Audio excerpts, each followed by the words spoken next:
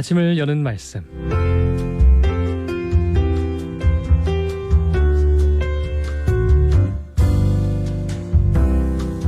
아침을 여는 말씀, 오늘의 시간은 대연교회 전승만 목사님께서 말씀 전하십니다. 은혜의 시간 되시기 바랍니다. 방송가족 여러분 안녕하세요. 오늘도 변함없이 하나님의 말씀과 함께 새로운 한 주를 시작하시는 여러분 모두에게 하나님의 크신 은혜와 평화가 함께 하시길 간절히 바랍니다. 우리가 즐겨 부르는 찬송 중에 참 아름다워라 주님의 세계는 이라는 아름다운 찬양이 있는데요. 이 찬양을 마음 편히 부르기가 점점 어려워지는 것 같습니다.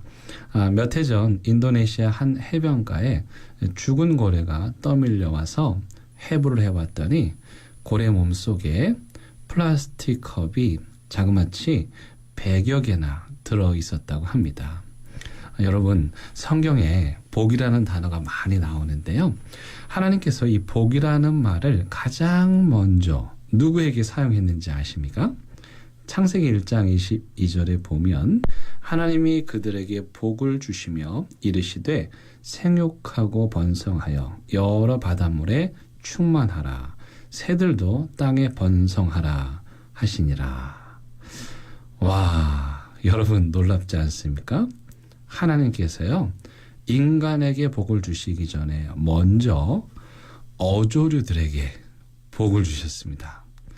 뿐만 아니라 하나님께서 어조류들을 보시기에 좋았다라고 말씀하셨습니다. 하나님께서 보시기에 좋았다고 말씀하셨다는 것은 그들의 존재 자체가 하나님께 영광이고 기쁨이라는 뜻이죠. 우리가 보기에는 그저 새이고 물고기일지 몰라도 하나님께는 너무도 소중한 존재라는 것입니다. 이 말의 숨은 의미는 하나님의 뜻대로 창조된 어조류들도 그들 나름의 방법으로 하나님을 찬양하고 있다는 것입니다. 시편 148편 말씀에 보면 하늘과 바다도 하나님을 찬양하라고 노래합니다. 따라서 우리는 종말의 때가 이르면 새들도 바다의 물고기들도 입을 벌려 우리와 함께 하나님을 찬양하게 될 것임을 예언자적인 상상력을 통해서 그려볼 수 있습니다. 어디 그뿐입니까?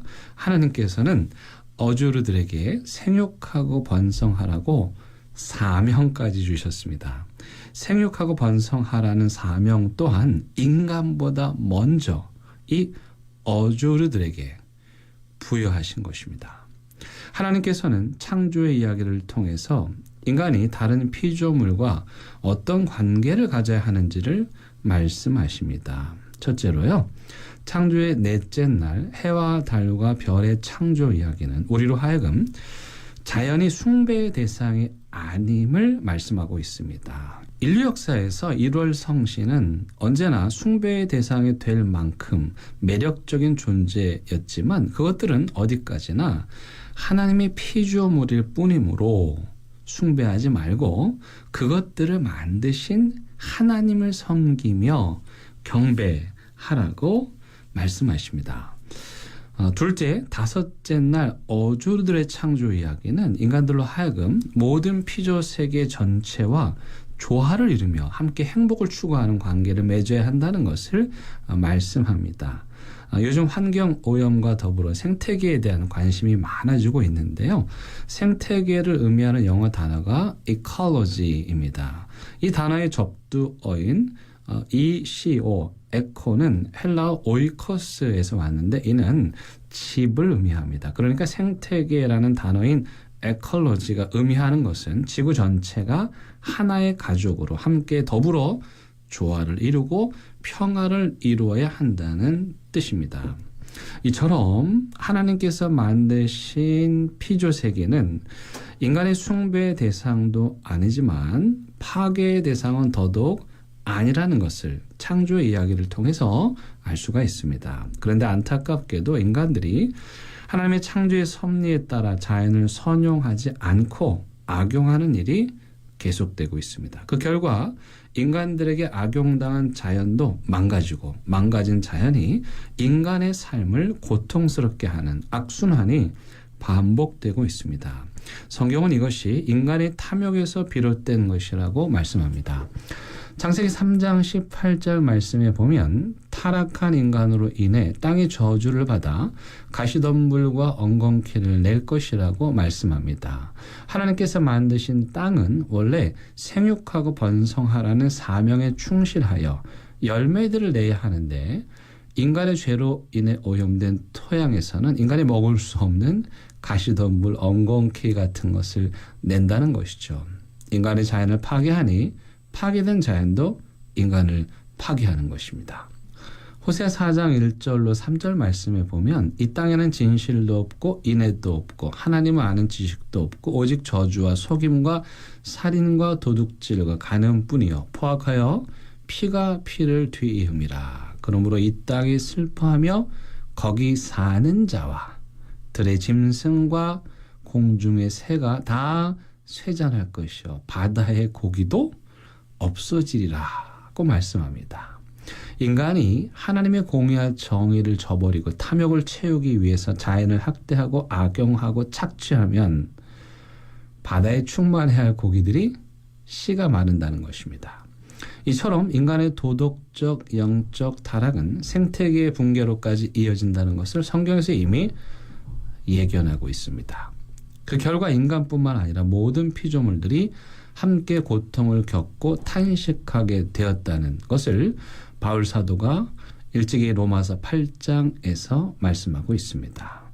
오늘날 우리는 피조물들의 탄식을 여기저기서 목격합니다. 브라질의 아마존은 지구의 허파라고 불릴 정도로 엄청나게 큰 숲입니다. 그런데 최근 아마존을 가로지르는 텀바라 강의 바닥을 드러낼 정도로 다 말라버렸고 전문가들에 의하면 2050년 즈음에는 아마존의 절반이 황폐해질 것이라고 예견하고 있습니다. 그 피해는 고스란히 인간들에게 돌아가게 되겠죠. 그렇다면 인간과 자연 사이에 파괴된 관계를 어떻게 회복할 수 있을까요? 창세기의 창조 이야기는 창조의 맨 마지막 날 안식일을 향하여 가고 있는데요. 이는 하나님의 피조 세계가 하나님 보시기에 아름다움을 유지하려면 안식일을 준수해야 한다는 뜻입니다. 안식일은 모든 피조물에 대한 하나님의 강제 휴식으로 그 휴식을 통해서 자연이 원래의 자리로 돌아가게 되는 것입니다. 안타깝게도 자연은 인간이 손을 대면 파괴되지만 가만히 내버려 두면 하나님의 명령에 따라 스스로 생육하고 번성합니다. 여러분, 우리나라에서 자연이 가장 잘 보존된 것이 어디인지 아십니까? 아이러니하게도 DMZ, 비무장지대입니다. 남북한의 손길이 닿지 않으니 하나님의 소명에 따라 스스로 생명을 일구는 생물들이, 자연 만물들이 조화를 이루며 그곳에서 더불어 살아가고 있는 것입니다. 여러분, 우리 선조들은 허드렛 물을 버릴 때도 뜨거운 물이면 풀밭에 버리지 않았다고 합니다. 한낱 잡초라 할지라도 생명을 소중하게 여기는 마음에서 비롯된 것이겠죠. 하늘을 나는 까치가 행여 추위에 굶주릴까 봐 까치밥을 남겨두기도 했습니다. 바로 이런 마음이 창조주 하나님을 존중하며 하나님의 창조를 믿는 신앙입니다. 사랑하는 극동방송 가족 여러분, 하나님께서 만드신 자연 만물은 숭배의 대상이 아니지만 그렇다고 해서 파괴의 대상은 더더욱 아님을 꼭 기억하시기 바랍니다. 모든 피조물과 더불어 함께 평화를 이루는 삶을 살아가시기 바랍니다. 그렇게 하나님께서 만드신 생태계가 저와 여러분들을 통해 함께 더불어 평화를 이루며 살아가게 되기를 간절히 바랍니다.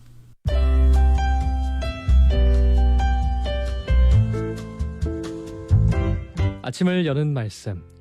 지금까지 부산시 남구 진남로에 위치한 대연교회 전승만 목사님의 말씀으로 함께 하셨습니다.